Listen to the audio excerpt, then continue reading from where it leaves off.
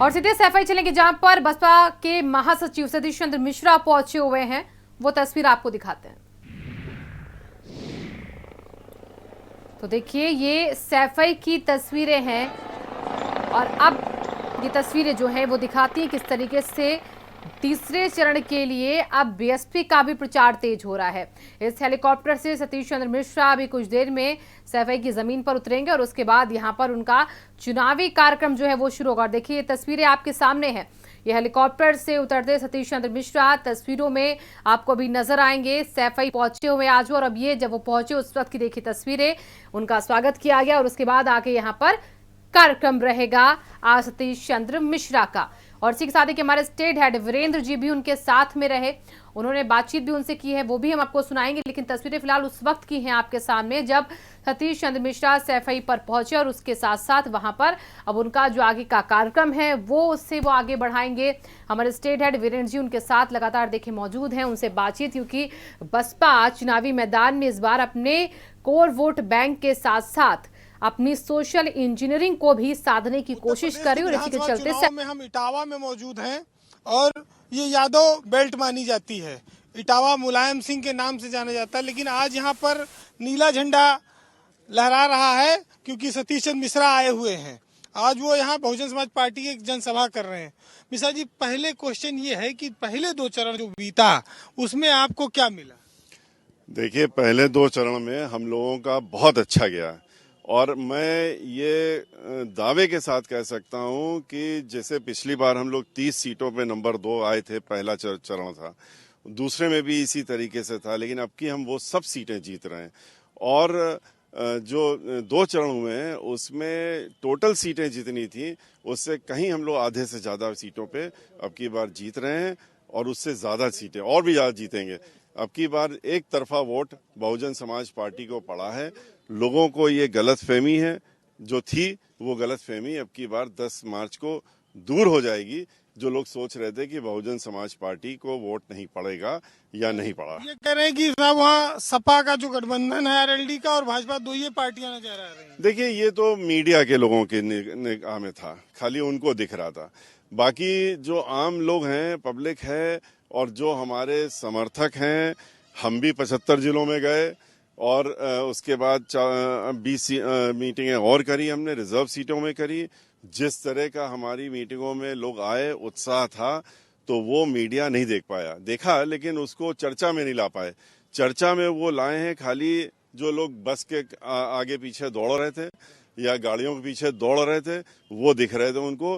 बहन मायावती जी की हर रैली जो हो रही है, एक रैली में इतनी भीड़ आ रही है जितने की उनके पूरे प्रदेश में जितनी मीटिंगें हुई थी उसमें सब मिला के कर ली, उससे ज्यादा आ रही है। तो ये तो मीडिया का परसेप्शन है और बहुत जल्दी ये जैसे 2007 में दूर हुआ था और 2007 में भी 47 सीटें सबसे ज्यादा बताई गई थी, आंकड़ी लगाई गई थी और उसके बाद निकली थी, हमें फुल मेजोरिटी बनी थी। अब की बार भी ऐसा ही होगा। अच्छा, ये बेल्ट जहां आप खड़े हो, यहाँ पर एक बहुत बड़ा इशू बना था, ब्राह्मणों का इशू। आप ब्राह्मण सम्मेलन भी किए, तो ब्राह्मण वोट दे रहा है बीएसपी को? ब्राह्मण किसको दे रहा है? समाजवादी पार्टी को तो दे नहीं रहा है और पहले भी नहीं दिया उसने, नापकी देगा। भारतीय जनता पार्टी से ब्राह्मण बिल्कुल छिटक के अलग हो चुका है। वो भारतीय जनता पार्टी वालों ने खुद ही मान लिया है। वो कहते हैं कि हमने 500 लोगों की हत्याएं हुई हैं हमारे रिजीम में, 100 से ज्यादा एनकाउंटर हमारे रिजीम में हुए हैं। अगर उसके बाद भी ब्राह्मण समाज हमारे पास आता है तो ये ब्राह्मण समाज को सोचना चाहिए। उनके चौबे जी जो मेंबर ऑफ पार्लियामेंट है राज्यसभा से, हरिद्वार चौबे जी, उन्होंने तो खुल करके कहा था कि ये ब्राह्मण हम कुछ भी नहीं करेंगे तब भी ब्राह्मण ससुरे जाइए कहाँ। तो अब की ब्राह्मण दिखाएगा कि कहाँ जा रहे हैं। और 14% अगर ब्राह्मण समाज के लोग ये बताते हैं, हम तो 16 बताते हैं, तो इनको अब की बार ये मालूम होना चाहिए कि ब्राह्मण समाज एक तरफा, चाहे वो खुशी दबे का प्रकरण हो जिसमें कि 19 महीने से अभी भी जेल में बंद है, 4 महीने से हत्या आरोपी को, और वो 19 महीने से जेल में बंद है। क्या ये लोग आंख बंद किए हुए हैं?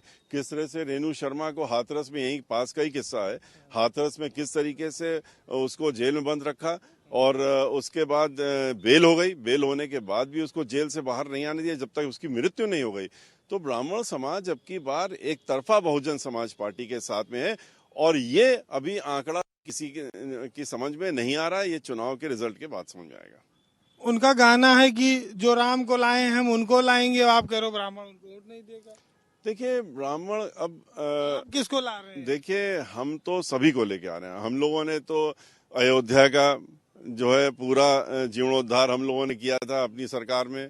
वहाँ की परिक्रमा का पूरा रोड बनाने का काम किया था, सीवेज ट्रीटमेंट प्लांट बनाने का काम किया था, सरजू नदी को बनाने किया था। वृंदावन में हमने 550 करोड़ रुपए खर्च करके समग्र विकास करने का काम किया। हम लोग राम को आस्था की चीज मानते हैं, भगवान कृष्ण को आस्था की चीज मानते हैं। हम लोग इनको वोट की वस्तु नहीं मानते। ये लोग वोट के नाम पे लेते हैं। अब की बार ये बहुत अच्छी तरीके से पब्लिक को समझ में आ गया है कि ये सिर्फ एक मुखौटा ओढ़ करके और उसके बाद, वरना क्यों नहीं मुख्यमंत्री जी चुनाव लड़े वृंदावन से या मथुरा से, और क्यों नहीं लड़े अयोध्या से। और अयोध्या के जो महंत हैं, जो मुख्य महंत हैं, उन्होंने क्यों कह दिया कि अयोध्या से ये इसलिए चले गए क्योंकि अयोध्या में हार जाते चुनाव, क्योंकि यहाँ पर इन्होंने कुछ नहीं किया। तो ये सब चीजें सामने आ रही हैं। अब रिजल्ट में और दिखाएगा। अच्छा, आप उस जगह खड़े हो जहां पर राम या बीजेपी के अलावा भी कुछ है। यहाँ मुलायम सिंह हैं, आज उनके गढ़ में आप खड़े हो। आपको लगता है ये सीट जहां पर आप प्रचार करने आए, ये आप मजबूत हैं आप इस पे? देखिए श्री मुलायम सिंह जी समाजवादी पार्टी और भारतीय जनता पार्टी ये तो मिले हुए हैं। ये तो हम लोग शुरू से कहते हैं एक दूसरे के गठबंधन में रहते हैं। और इसको अभी से नहीं, हम लोग तो 2003 से साबित भी कर रहे हैं। जब सरकार बनवाई थी मुलायम सिंह यादव जी की भारतीय जनता पार्टी ने। अखिलेश तो उनके खिलाफ लड़ रहे हैं। नहीं लड़ रहे हैं, क्या लड़ रहे हैं? चुनाव ही तो लड़ रहे हैं। चुनाव तो हम लोग भी लड़ रहे हैं, लेकिन अंदर से तो मिले हुए हैं। 134 दंगे हुए थे, मिल करके ही तो दोनों ने कराए थे। और ध्रुवीकरण कराने के लिए कि आधे तुम्हारे पास आधे हमारे पास, हम माहौल बिगाड़ते हैं और हम दोनों को फायदा होगा। अभी आपने देखा नहीं श्री मुलायम सिंह यादव जी और आरएसएस के प्रमुख भागवत जी किस तरीके से दिल्ली में बैठ के चुनाव के ठीक एक हफ्ते पहले और प्लानिंग कर रहे थे कैसे उत्तर प्रदेश का चुनाव अब की बार लड़ा जाए।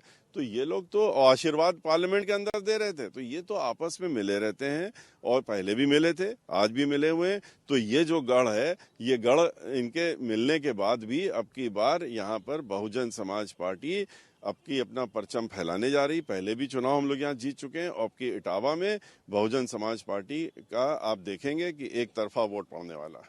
लोग ये कहते हैं बहन जी ज्यादा सभाएं नहीं कर रही, ज्यादा निकलती नहीं, इस तरह की बातें आती। देखिए अब ये सब तो बातें पुरानी। तो फिर भाई हमने कहा कि मीडिया की एक खोज, मीडिया कोई ना कोई चीज दूसरी लोग देते हैं मीडिया को, तो मीडिया उसको लेके आगे बढ़ जाती है। तो सब ठीक है, आप मीडिया पे ही फोड़ेंगे, कुछ नहीं कहेंगे? बिल्कुल बिल्कुल बहन जी, आप क्या बात कर रहे हैं? बहन जी रोज निकल रही हैं, अभी आप अटेंड नहीं कर रहे, एक दिन उनकी भी मीटिंग अटेंड कर लीजिए। आज भी उनकी मीटिंग लखनऊ में आपके शहर में चल रही है, लाखों आदमी वहाँ इकट्ठा है। कल उनकी जो मीटिंग थी उसमें 5 लाख आदमी इकट्ठा था। अभी बहन मायावती जी ने 9 अक्टूबर को जब किया था लखनऊ में, तो उसमें आपको आना चाहिए था। देखते हैं आप 5 लाख से ज्यादा आदमी था।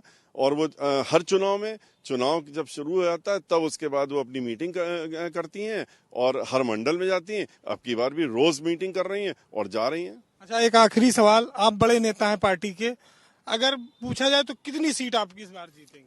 देखिए शर्तिया 2007 में भी मैंने कहा था, और शर्तिया अब की बार 2007 में जिस तरीके से हमने पूर्ण बहुमत की सरकार बनाई थी, अब की बार हम उससे कहीं अधिक सीटें जीत करके और पूर्ण बहुमत की सरकार बनाएंगे। हम इस तरह की बात नहीं करते हैं कि 403 में 400 लाएंगे। नहीं, 19 से आप 200 पार कर जाएंगे।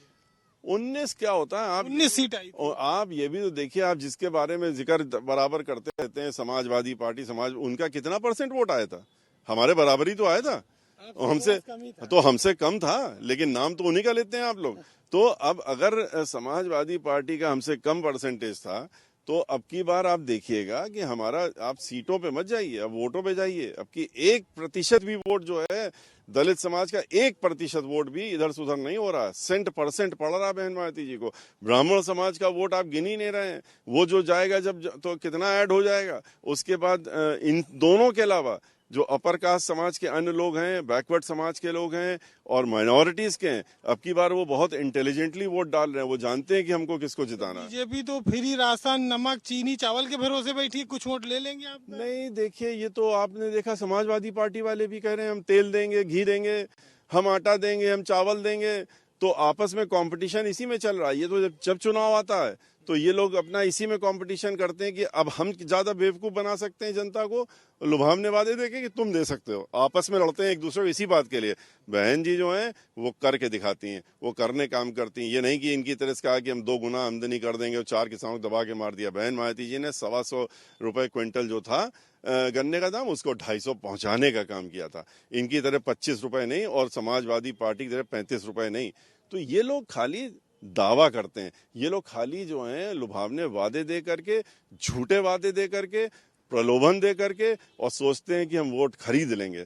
कोई लैपटॉप बांटता है तो कोई मोबाइल देने का काम करता है। बहन जी नौकरी देती हैं जिससे कि अपना लैपटॉप, अपना मोबाइल हर महीने में 5 खरीद लो, 10 खरीद लो। ये कहते हैं कि हमको वोट दे दो, एक मोबाइल ले लो। तो यही फर्क है दोनों में। बहुत बहुत धन्यवाद सर आपका। ये सतीश चंद्र मिश्रा जी थे जो मान रहे हैं कि उत्तर प्रदेश में बहुत बड़ी जीत की ओर बसपा बढ़ रही है और वो सरकार बनाएगी। कैमरामैन अरशद के साथ वीरेंद्र सिंह, भारत समाचार, इटावा।